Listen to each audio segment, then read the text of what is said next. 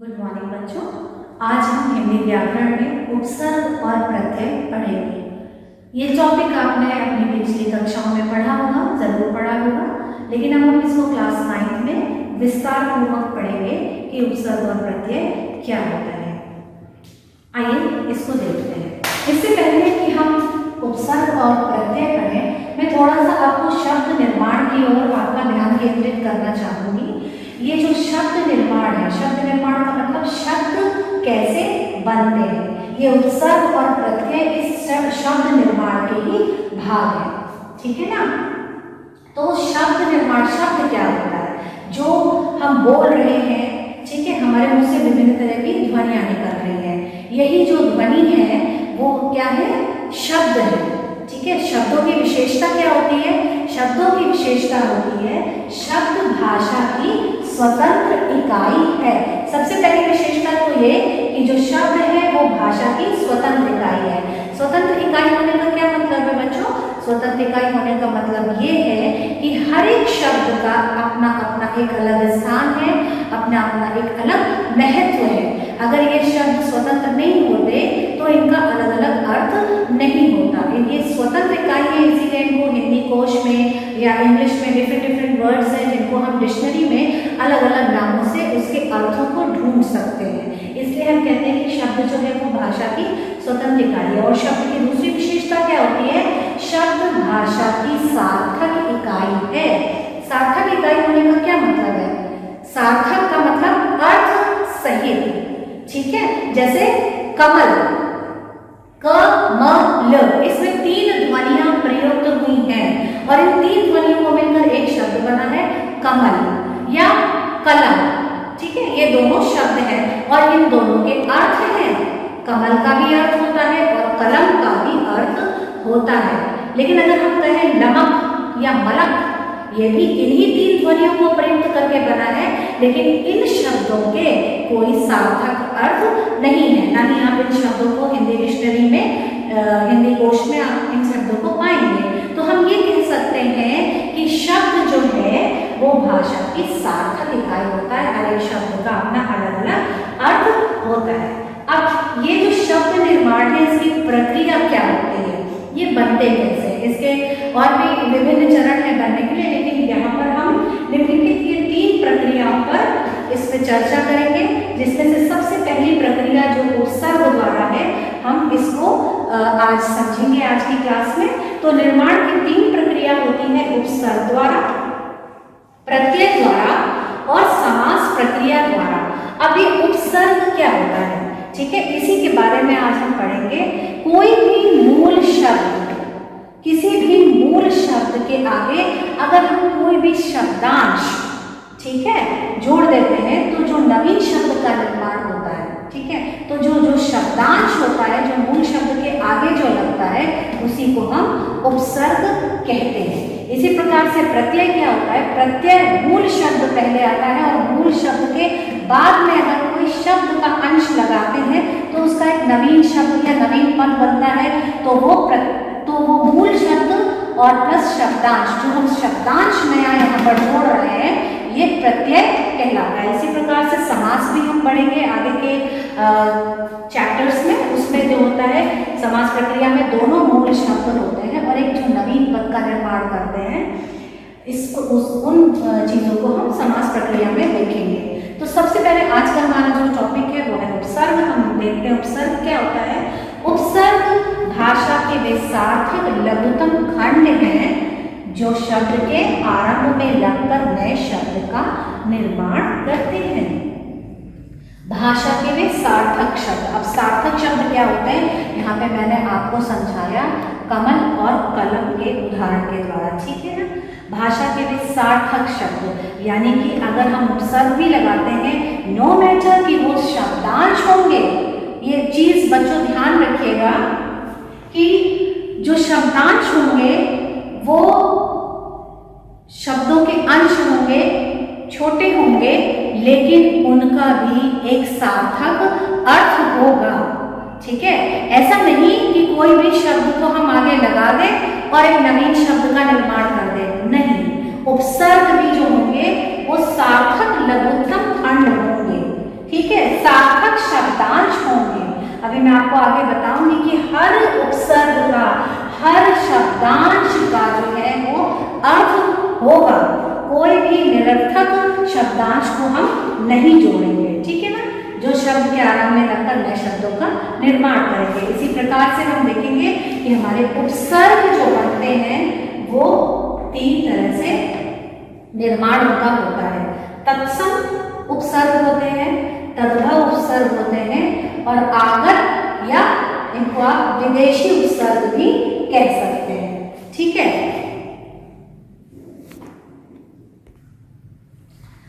तो मैंने आपको बताया कि उपसर्ग जो है वो हम 3 तरह से उसका उनके शब्दों को देखते हैं, तत्सम, तद्भव और आगत शब्द, जिनमें से आपने तत्सम और तद्भव भी आपने अपनी प्रीवियस क्लासेस में जरूर पढ़ा होगा। तत्सम शब्द क्या होते हैं और तद्भव शब्द क्या होते हैं, फिर भी मैं आपको थोड़ा सा इसको ब्रीफ करना चाहूंगी। तत्सम, तत् मतलब उसके, सम मतलब समान, उसके समान, किसके समान, किसके समान, संस्कृत के। हमारी मूल भाषा क्या थी, हमारी सबसे प्राचीनतम भाषा क्या थी, संस्कृत थी, ठीक है ना बच्चों। तो तत्सम उसके समान, जो शब्द एज इट इज संस्कृत से हिंदी में ले लिए गए हैं वो शब्द कहलाते हैं तत्सम। क्या कहलाते हैं, तत्सम। जैसे अति, बहुत सारे ऐसे शब्द हैं जो एज इट इज जो है वो हमारे हिंदी में प्रयुक्त करे जाते हैं। तद्भव, तद्भव क्या होता है, तद का मतलब भी उसके, भव का मतलब उत्पन्न, उससे उत्पन्न, उसके समान, उससे उत्पन्न, किससे उत्पन्न, संस्कृत से उत्पन्न, ठीक है। एज इट इज नहीं, पर संस्कृत से उत्पन्न ही शब्दों को जब हम हिंदी में लेते हैं, हिंदी के शब्दों का निर्माण करते हैं, वो हो जाते हैं तद्भव, ठीक है ना बच्चों। तो तत्सम शब्द क्या होते हैं, तद्भव शब्द क्या होते हैं, एक ब्रीफ इंट्रोडक्शन मैंने आपको दिया है। अब है आगत या विदेशी उपसर्ग या शब्द आप कह सकते हैं। आगत का मतलब आने वाले, कहाँ से आने वाले, विदेशों से आने वाले, मतलब विदेशी शब्दों को जब हम एज इट इज हिंदी में यूज कर लेते हैं, ठीक है, तो वो कहलाते हैं आगत शब्द या विदेशी शब्द। यहाँ मैं आपको शब्दों के बारे में बता रही हूँ, अभी उपसर्ग पे नहीं आए हैं।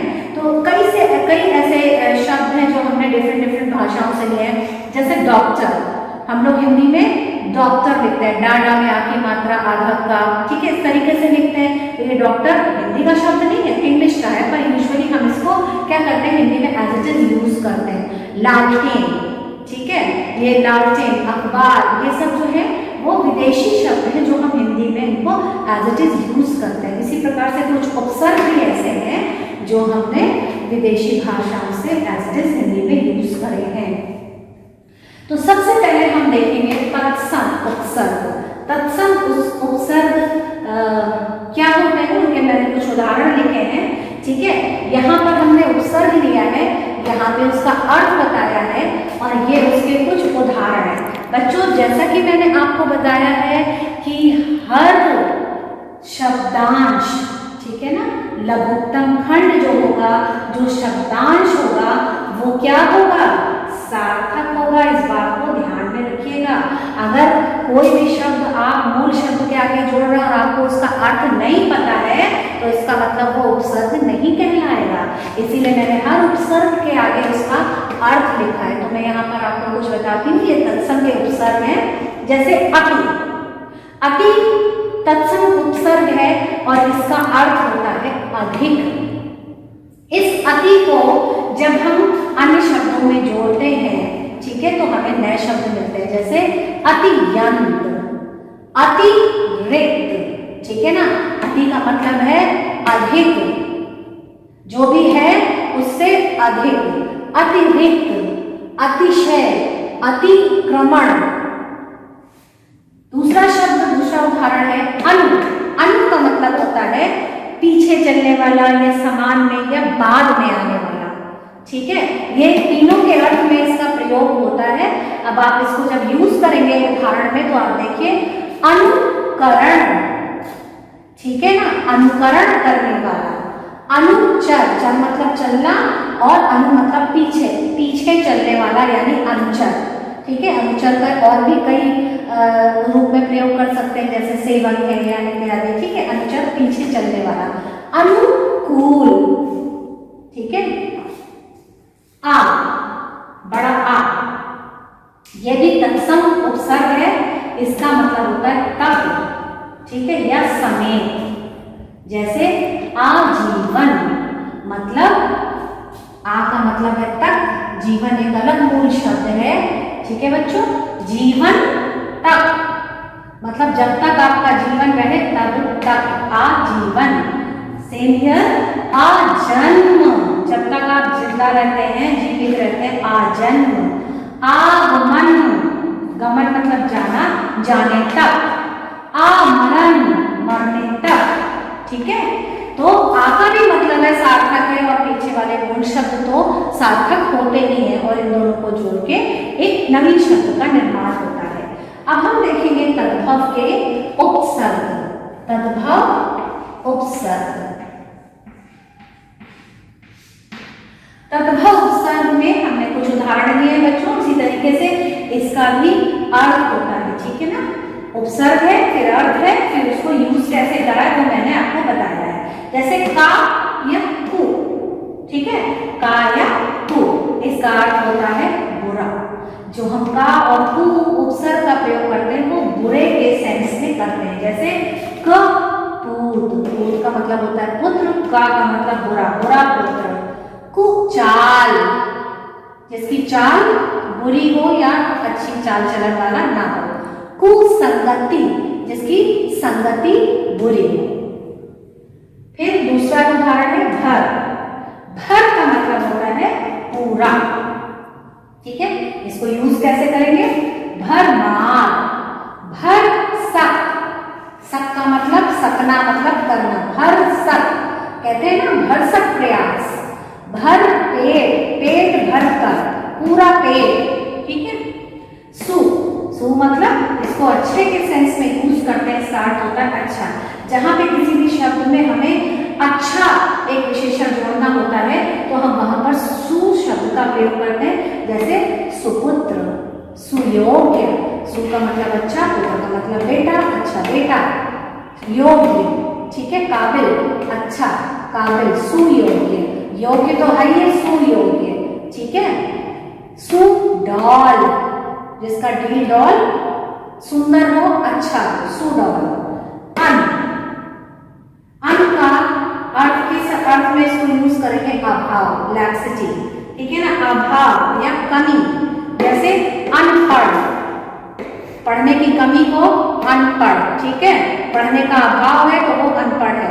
अनजान, किसी चीज को ना जानता हो, जानने का अभाव है तो वो अनजान। अध, दूसरा उदाहरण है अध, जिसका अर्थ है आधा। ठीक है ना, तो आधा को हम कैसे यूज करेंगे? इस अध को हम कैसे यूज करेंगे? अध पका, अध मरा, अध जला। ठीक है ना, अध का भी अधिक सार्थक है, जिसका अर्थ है आधा, पका, मरा, जला। ये जो शब्द है ये भी अपने में एक अर्थ रखते हैं, ये भी सार्थक शब्द हैं। ठीक है, अब मैं आपको बताती हूँ आगत उपसर्ग। आगत उपसर्ग जो होते हैं ये विदेशों से लिए हुए शब्द हैं। जैसे कि जब हम इनको जोड़ते हैं किसी भी शब्दों के साथ तो ये जो शब्द भी जो बनते हैं ये हमारे आगत शब्द कहलाते हैं। ठीक है, बा, बा का मतलब होता है से, या हम इसको के साथ भी प्रयोग कर सकते हैं। आप उदाहरण में समझ जाएंगे। बखूबी, खूबी का मतलब जानते हैं ना, खूबी मीन्स क्या होता है? विशेषता या क्वालिटी। बाखूबी मतलब खूबी के साथ।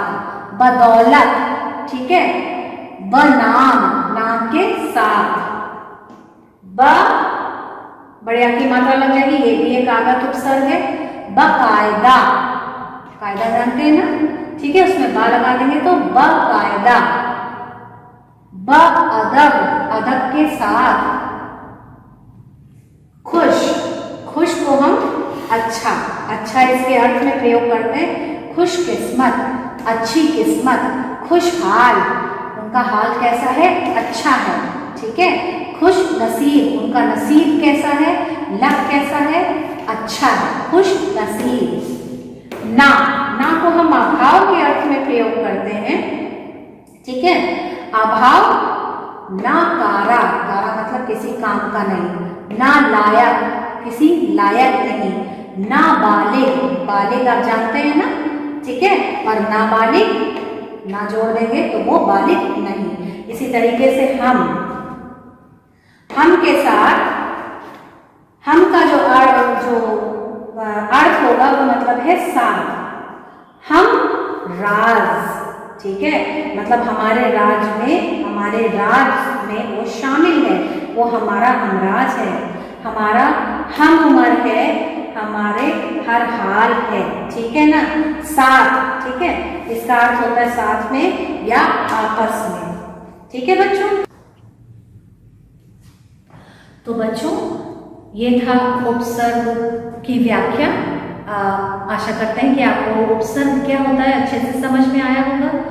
और ये पूरी परिभाषा आपको लिखने की आवश्यकता नहीं है, आप सिर्फ हिंदी व्याकरण की कॉपी में आप सिर्फ हेडिंग डालेंगे उपसर्ग और प्रत्यय, और जिसमें से उसकी मेन हेडिंग रहेगी उपसर्ग, और उपसर्ग में आप तत्सम उपसर्ग और उसके इतने उदाहरण, तद्भव उपसर्ग और उसके इतने उदाहरण, और आगत उपसर्ग और उसके इतने उदाहरण आप ये कॉपी में लिखेंगे। लेकिन आपको इसके अलावा आपकी हिंदी व्याकरण की पुस्तक आपके पास है और उसमें और भी ढेर सारे उपसर्ग दिए हुए हैं, आपको वो सब पढ़ने हैं, लर्न करने हैं, क्योंकि आगे आने वाले समय में आपके जो एग्जाम्स होंगे उसमें बुक से और जो काम मैंने बोर्ड पे बताया है उसमें से, कॉपी का, बुक का, एक्सरसाइज जो कुछ भी आप करते हैं उसमें से कहीं से भी कुछ भी आपसे पूछ लिया जाएगा। तो एक बार फिर से आशा करते हैं कि आपको ये चीज़ें समझ में आई होंगी और आप इसको नोट डाउन कर लीजिए।